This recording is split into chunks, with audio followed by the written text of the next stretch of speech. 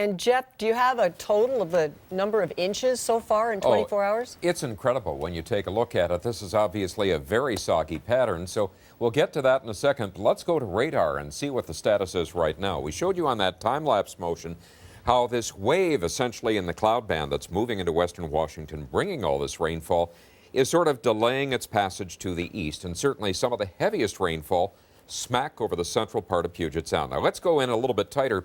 Using our dual polarization technology, I'm going to home in on some of these areas where we're seeing the heaviest rainfall, and using a special identification mode, we can go ahead and we do pick out some areas of Graupel. Consider those a sort of ice pellet, indicating very intense rainfall. And certainly if we take a look at that, overall we're seeing moderate rainfall. Let's shift from that to answer your question. Actually, I'm going to shift frames there. Potlatch picking up almost 4.5 inches of rain. The two-day total, 7.5 inches plus. Bremerton, 3 inches today at Green Mountain Elementary. Almost 6.5 inches for the last 48 hours.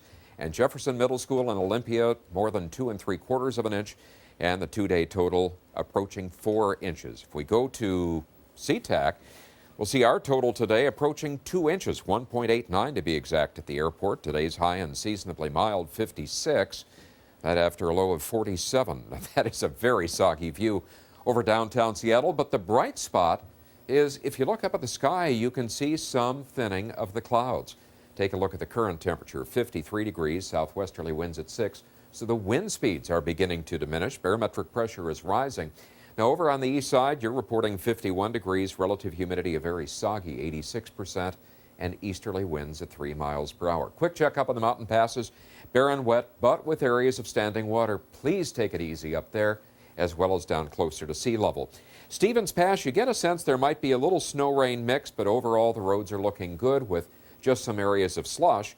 And here's White Pass, certainly just barren wet. Now, moving on to our high-resolution Futurecast model, we're going to take a look at rainfall, but not just intermittent rainfall. First, taking a look at the satellite pictures, you can see how the back edge of this cloud band is moving through. We have 2 areas of low pressure. This front is moving through now. We've got another one organizing to the west of us. That suggests even soggier weather. So if we look tonight and run this projection through the next 24 hours, look at how the rainfall builds up. Now, generally from Everett north, relatively light amounts, about an inch or so over the next 24 hours. But you get down over the Kitsap Peninsula, easily in excess of 2 inches. Down to around Olympia, you could see in excess of another 3 inches. So here's what we're expecting tonight. Mid to upper 40s, occasional showers, and most of the other places more or less in the mid 40s. Now, daytime highs tomorrow, upper 40s to low 50s, Marysville north and westward. Somewhat more intermittent and lighter precipitation here, as we saw from Futurecast. The amounts get heavier the farther south we go. Highs upper 40s to low 50s. In North Bend, you may only reach 46. Central to south Puget Sound, upper 40s to low 50s. On the cooler end, 47 degrees in Eatonville. Now, again, we're expecting some fairly moderate to heavy rain in your area, and certainly along the coast, upper 40s to low 50s in your area of the state. Winds tonight, southerly 15 to 30 over the interior, 10 to 25 through the strait, 15 to 35 over the coast. Those winds tomorrow, much the same. They're going to sort of ebb and flow off and on during the day. East of the Cascades, in the mid-40s to mid-50s. And I think the greatest chance of rain is going to be along and north of a line from roughly Wenatchee to Moses Lake to Spokane, an admittedly curvy line.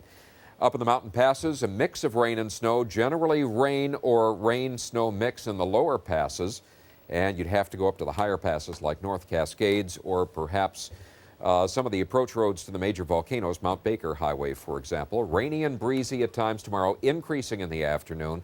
Rain at times Wednesday, showers and sun breaks on Thanksgiving. And then Friday, increasing rain, rain at times Saturday, showers and sun breaks Sunday, and then increasing rain all over again on Monday. You know, you were talking about Summer, Gene, and Dennis, and about how good that felt, and we ought to think of that. You have to wonder if there was ever really a point where we said, gee, is it really going to rain again? I think that question has been answered. And really, it really came back in October as well. I mean, it really did. We've had a very soggy period since really about the middle of October.